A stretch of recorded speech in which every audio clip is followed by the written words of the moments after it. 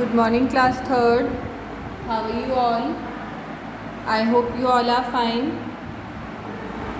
So class ये आपका हिंदी का पीरियड है. अपनी हिंदी लैंग्वेज की बुक निकालिए, कनक व्याकरण. Now open your book and come to page number 9. आज हम एक नया पाठ शुरू करने जा रहे हैं. पाठ 3 संयुक्त व्यंजन. तो क्लास संयुक्त व्यंजन क्या होते हैं? जब दो व्यंजन मिलाकर बोले या लिखे जाते हैं तो उन्हें क्या कहते हैं? हम संयुक्त व्यंजन कहते हैं. ओके. जब दो व्यंजनों को हम मिला के बोलते या लिखते हैं तो वो कौन से व्यंजन होते हैं? संयुक्त व्यंजन. इसमें पहले व्यंजन में स्वर नहीं होता. इसमें पहले वाले व्यंजन में स्वर नहीं होता है. जैसे क के साथ श है और फिर अ है. तो का इन दो व्यंजन है ना इसमें, का और श. लेकिन का पहला व्यंजन है और का के साथ आप देख रहे हैं कोई भी स्वर नहीं है, लेकिन श के साथ स्वर है. ये देखिए, श के साथ कौन सा स्वर है? अ स्वर है. तो ये क्या बन जाएगा? क श और अ मिलके बन जाता है अक्ष. ठीक है. अक्षा से दो शब्द यहाँ पे लिखे हैं, क्षमा और रक्षा. तो आपको याद रहेगा क श और अ से मिलके कौन सा संयुक्त व्यंजन बनता है? अक्ष. ओके.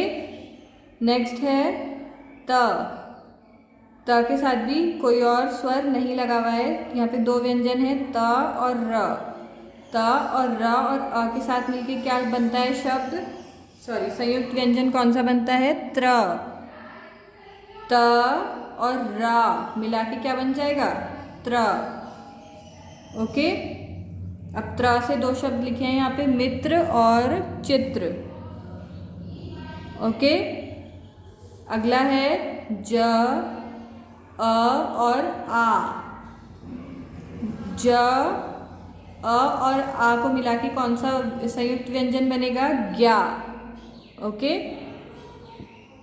ज्ञा से ज्ञानी. तो यहाँ पे दो शब्द लिखे हैं, ज्ञान और ज्ञानी. ठीक है. अगला है श, र और अ.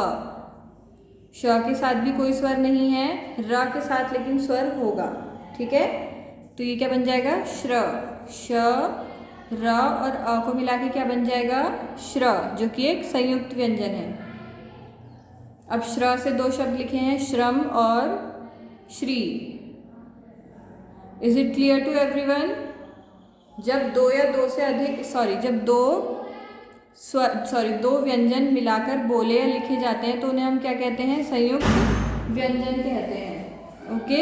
और इसमें पहले व्यंजन में स्वर नहीं होता. ये पहले व्यंजन है, इनके साथ स्वर नहीं है, बट जो दूसरा व्यंजन है इनके साथ स्वर है. दिख रहा है आप सभी को? अब नेक्स्ट है अरहित और असहित व्यंजन. इनमें अ नहीं होता. ठीक है. और इनमें अ होता है. अरहित मतलब अ नहीं होता, असहित मतलब अ के साथ वाले व्यंजन.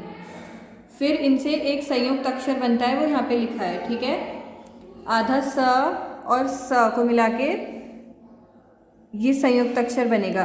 क्या बोलेंगे इसे? अस. क्या बोलेंगे? जैसे यहाँ पे शब्द बना है रसा. ठीक है. ऐसे हम इसे पढ़ेंगे अस. अगला है आधा माँ और पूरा माँ. इन दोनों को मिला के क्या बन जाएगा? मम. क्या शब्द बना? अम्मा. अगला है आधा चा और पूरा च. इसको मिला के च बन जाएगा ये. ठीक है.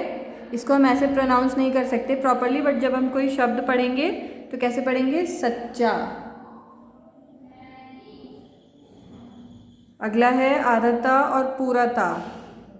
इसको हम ऐसे लिखेंगे, जब कोई शब्द पढ़ेंगे तो क्या पढ़ेंगे? पत्ता. मतलब इनमें अ नहीं होता है. ठीक है. तो इसलिए हम इन्हें ढंग से प्रोनाउंस नहीं कर सकते जब तक कि कोई शब्द ना हो, क्योंकि हम फिर इस वाले जो बीच वाला हमारा वर्ण होता है उसको हम पहले वाले के साथ जोड़ के पढ़ते हैं. पत्ता, सच्चा, अम्मा, रस्सा. ठीक है, इनके अंत में आने वाली पाई यानी कि आ की मात्रा को हटा दिया गया है।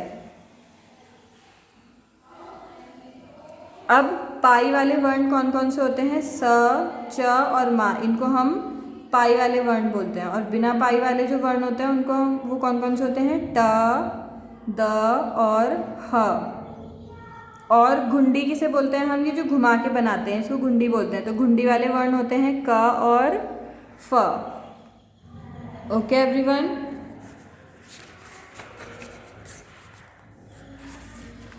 अब नेक्स्ट पेज पे भी कुछ अरहित और स्वर सहित वो दिए हैं, वर्ण दिए हैं। ठीक है, इनमें भी अ नहीं है बट इसमें स्वर है। क्या स्वर है? आ की मात्रा। तो ये क्या बन गया? का। तो आधा का और का मिला के क्या बन जाएगा? आधा का और का मिला के इसको शब्द पढ़ेंगे इसका, तो क्या इसको भी इसमें मिला के पढ़ेंगे म को? मक का, मक्का।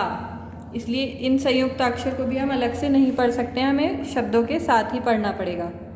ओके, फिर है आधा फ और त। इसको जब हम इसके साथ पढ़ेंगे शब्द के साथ तो कैसे पढ़ेंगे? दफ्तर, दफ्तर।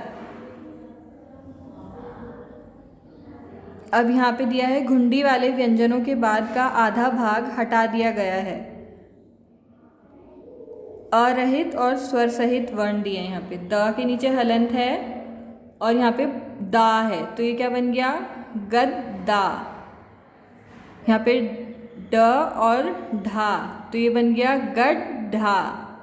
और ये ह और न, तो ये क्या बन गया? चिन्ह। समझ आया सबको? जिन व्यंजनों में पाई यानी कि आ की मात्रा नहीं होती उन्हें बिना स्वर बनाने के लिए उनके नीचे हलन लगाया जाता है। जिन वर्णों में आ की मात्रा नहीं होती उन्हें बिना स्वर बनाने के लिए क्या करते हैं? नीचे हम हलंत लगाते हैं। जैसे ढा के नीचे हलंत लगाया, टा के नीचे हलंत लगाया, छा के नीचे भी हलंत लगा दिया। ऐसे ही हम उन सब के नीचे क्या लगा देते हैं? हलंत लगा देते हैं और फिर स्वर को अलग से लिखते हैं। तो हमने क्या क्या सीखा? 2 या 3 व्यंजन मिलकर क्या बनते हैं? संयुक्त व्यंजन बनते हैं। ठीक है, इसमें पहले व्यंजन में से स्वर हटा दिया जाता है। तो इस पार्ट में क्लास समझने के लिए सिर्फ इतना ही है। बाकी इसकी एक्सरसाइजेज हैं, वो एक्सरसाइजेज हम बाद में करेंगे। ठीक है, नेक्स्ट क्लास में कंटिन्यू करेंगे। अभी आपको सिर्फ इस पार्ट को समझना है। ठीक है, okay everyone, so that's all for today's class. We'll meet in next class. Till then, bye bye. Take care.